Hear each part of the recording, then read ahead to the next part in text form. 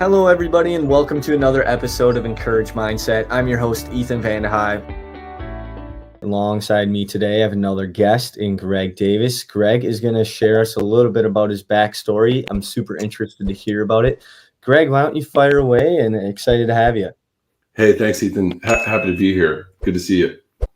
You know, I grew up in the restaurant business, and my grandfather had been in the restaurant business. My father had been in the restaurant business, and so when I was a young kid, I was really into cooking. I'm still into cooking, and I still love the business. But essentially, my career started, and when I was in high school, I was bussing tables, and then I kind of went into washing dishes for a while, worked in kitchens, waited tables, ended up running restaurants. By the time I was probably 18, I was in management and running restaurants. And I was fortunate because we had a business that I could grow up in. And then, and I loved it. And I learned a lot working in restaurants. It's a very fast economy, so the communication runs fast. The experience with the customers run fast. It's, everything it's a 45-minute encounter. Whereas in the business I'm in today, our encounters with customers from start to finish in an acquisition process, so the process by which we buy and sell, if you will, it could be 45 days. In the restaurant business, it's high velocity and it happens every 45, basically every 45 minutes, you kind of turn the table over. So you really get a pretty good handle on a broad set of the market. And that's how I grew up. And that's what I planned on doing my entire life. And then shortly after I got married in 1995, one of my employees came through the back door with a gun, killed a couple of people in one of my restaurants, and then everything changed. I had kids, and my optics on that business were completely different than they were the day before. I had 2 dead bodies. I had, another one of my employees was shot. It had all been done by someone that worked for me. And so that just sent, there's 2 flavors of that. And I'll spare the personal story of that, which was traumatic and hard and takes a long time to get over. But just sticking to the business side of it, and in your head, both of those things need to be balanced and have to work together. But on the business side, that created a lot of complexity for me, both as a very young man. So I had just gotten married. I was probably 25 years old. And so, number one, you need to get the environment back to a safe position. Then you need to take care of your staff. Then you need to think about, what are you going to do to work your way out of this kind of crisis? And so, between 95 and 1997, that's really what I was doing with my life. And I was pretty young. And then through that process, a couple of things happened. Number one, it changed my optics on how I think about safety in the workplace. And that still holds true to this day. And that's not all centered on a concern over violence. A lot of that's just about just general safety. How do we work together? How do we create an environment where people feel safe to express their ideas, whether, that kind of thing. The other thing is it got me out of the restaurant business. Like I said, there's no possible way that I'm going to go forward in this business. It's time for me to move. And that really is what shifted me into technology. And so kind of leaving that sort of backstory behind about the transition. And, I had never really thought of doing anything, nor had I prepared myself academically to do anything outside of the service industry. And that's just kind of where I was and what I was doing. Well, in 97, 98, when I kind of made the decision that I was going to go in another direction, I was opportunistic. I wanted to make money. I wanted to work in the daylight hours. I wanted to be, I didn't necessarily want to be in a building where people could come in. It took a long time for me to get really comfortable with that. And that led me into technology, and that the lessons and the things that I learned when I was working in the restaurant business were amazingly applicable to my career in technology. And so once I sort of got the plumbing in place where I understood that 45-minute economy, and understanding the dynamics of a short, fast experience with a guest in a restaurant could be applied to broader business to business scenarios. And once I got that going, then I really had a good foundation for, how to run businesses and how to take the things I'd learned as a kid, start to, and as a young adult, and start to apply them to bigger and bigger and more complicated businesses. So pretty interesting story. My grandfather had been in the business. My dad had been in the business. My brother's kind of still in it. And I tore off and went and did something radically different. But the fundamentals and the principles that you apply to one business are very similar to what you would apply to another. Yeah, absolutely. No, crazy story. I mean, we kind of grew up a little bit in the same way. I mean, I was forced to go get a job at 14 years old. And, my first job was at Fanables of Hollandtown, bussing some tables. And eventually they're like, hey, you like to talk to people. You're awfully chatty in the dish room. Let's get you waiting some tables. So Exactly. switched up eventually. But wow, very tragic personal story you went through. Thank you for sharing that. And Yeah, I'm sure you battled some demons in your mind, constantly through that. So certainly. what is kind of, what'd you kind of do to motivate yourself after that situation to realize, I feel like maybe even getting out of bed sometimes could have been hard for you.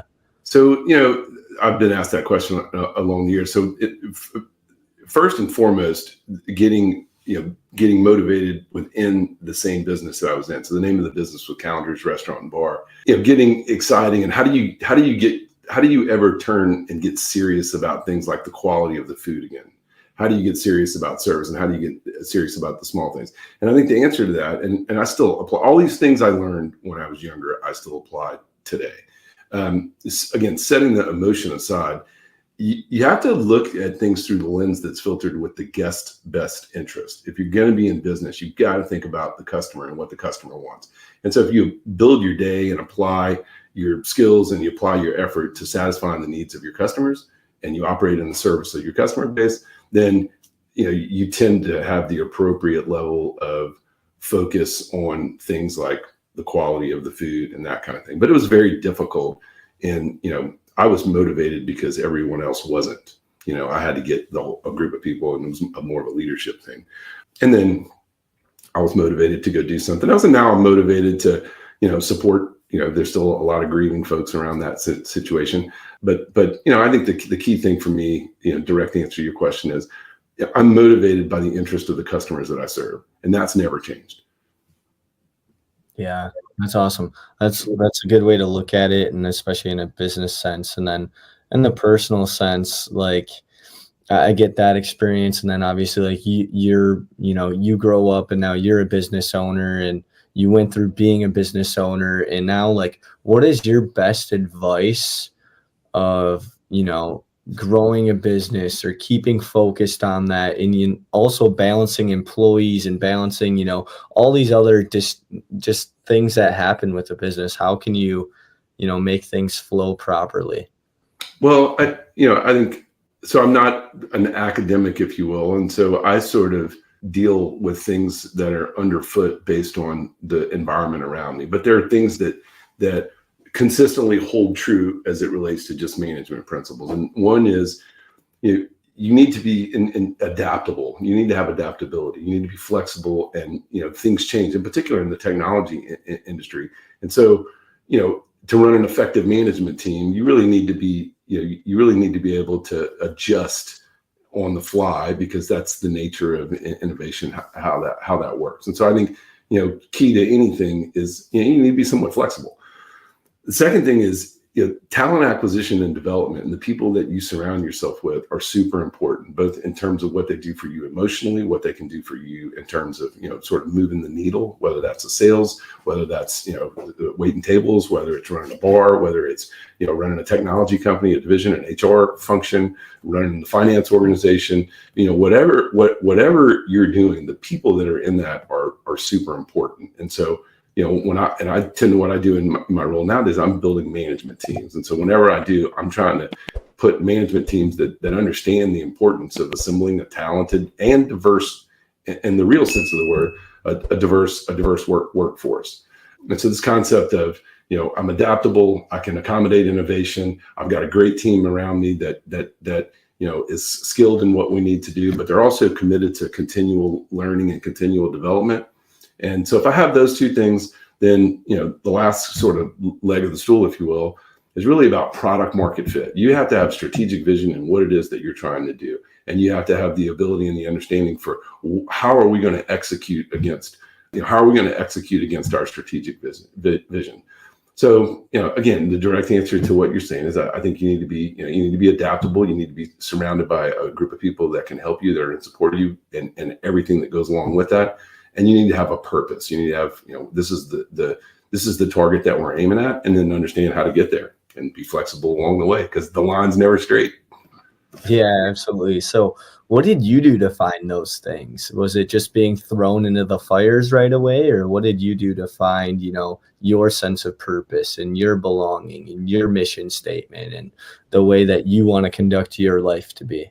So I don't, whatever happened before 95, and I don't talk about the what I refer to as the murders on Parkland Road. I don't talk about that very often. It comes up in these kind of situations, but for the most part, it's just not something that comes up in my day-to-day life.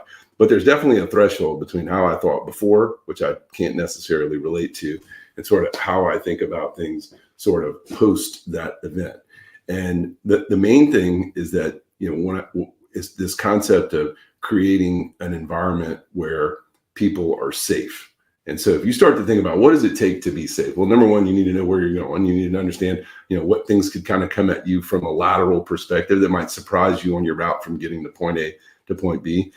You can't be surprised. You can't be under pressure, and you need to be able to express yourself intellectually. And so what I've tried to do, literally for the last 20, 25 years, is to create an intellectually safe environment, a financially safe environment, a physically safe environment, and an overall just a professionally safe environment. So you don't want to surprise someone with a change. You don't want to surprise someone with a termination. Anything like that causes people to feel uncertain tends to drive down performance. And so what I'm always looking to do is to try to increase the performance of the people on the team. So first off, I want to create a safe environment.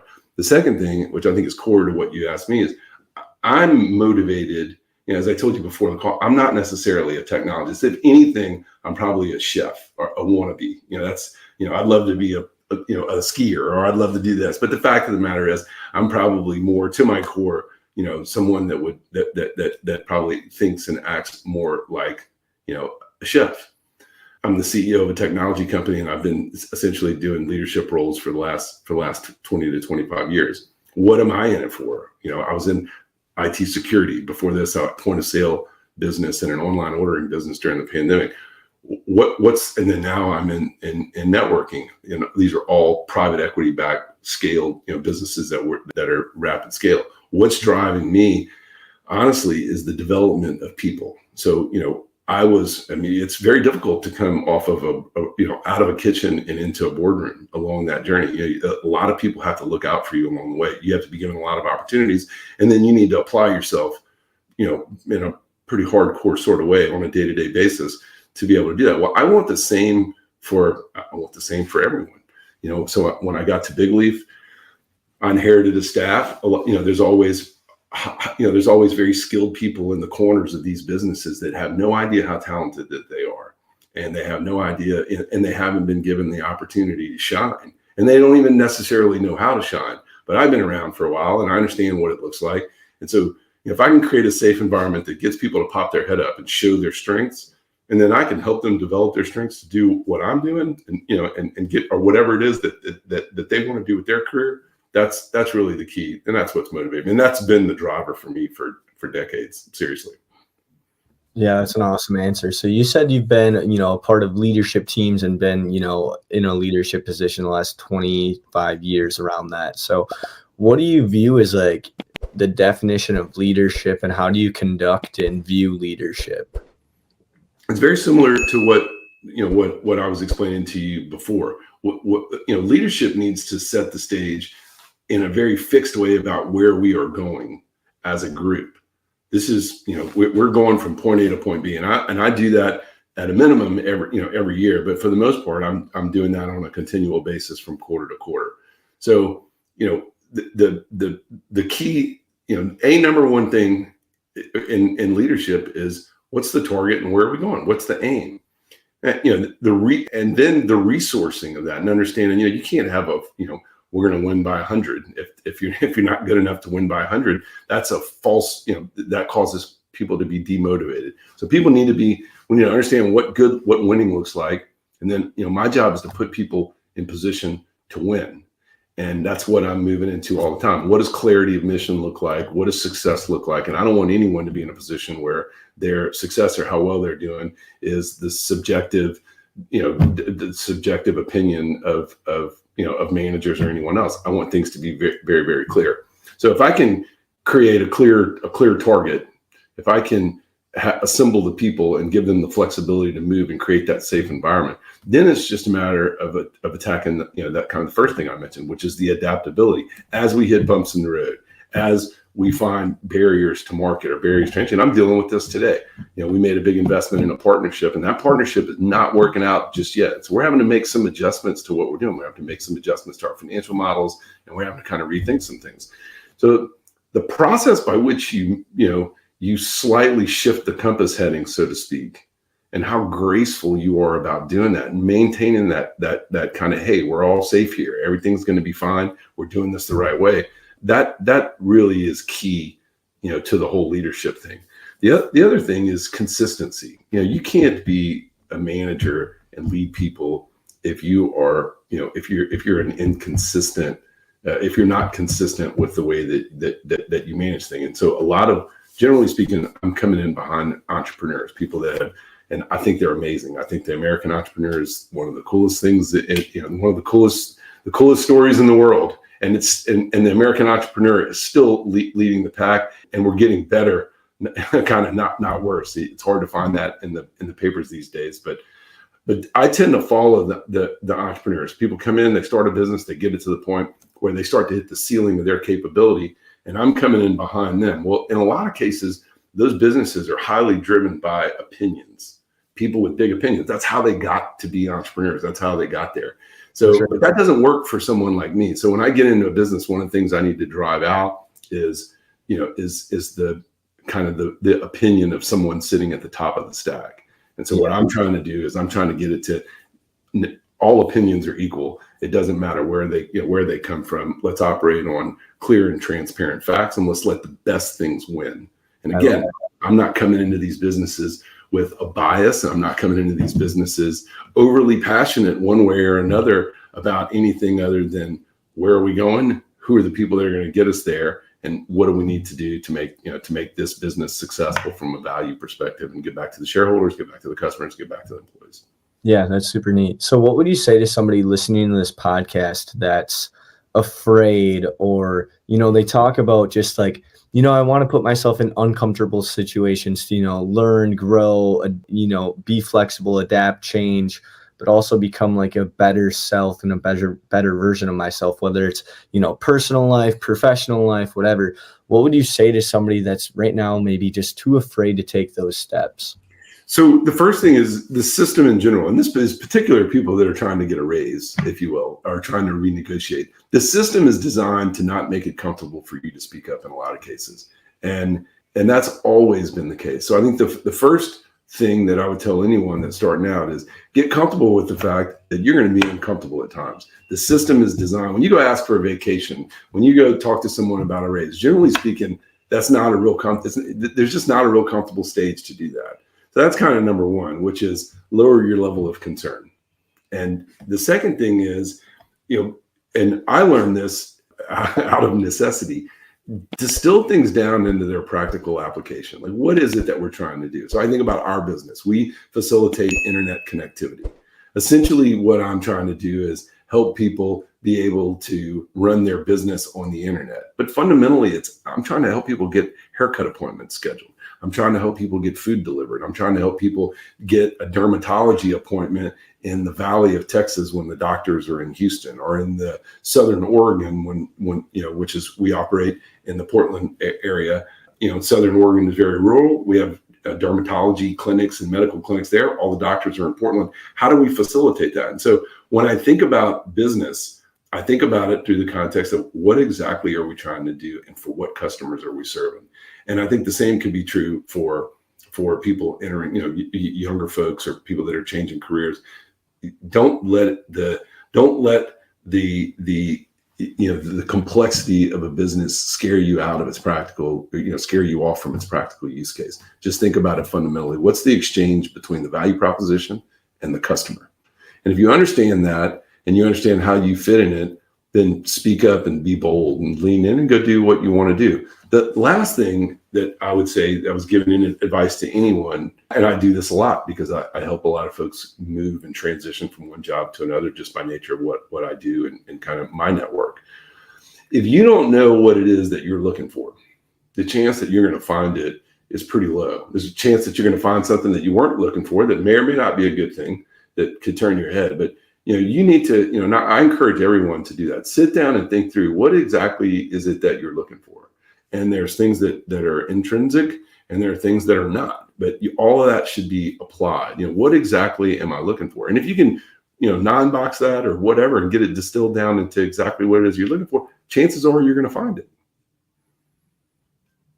Yeah, I love that. That's a great answer. And any other takeaways that you want to share about personal well-being or positivity, quote that you've lived by, anything like powerful that you want to share before we end the podcast episode today, Greg?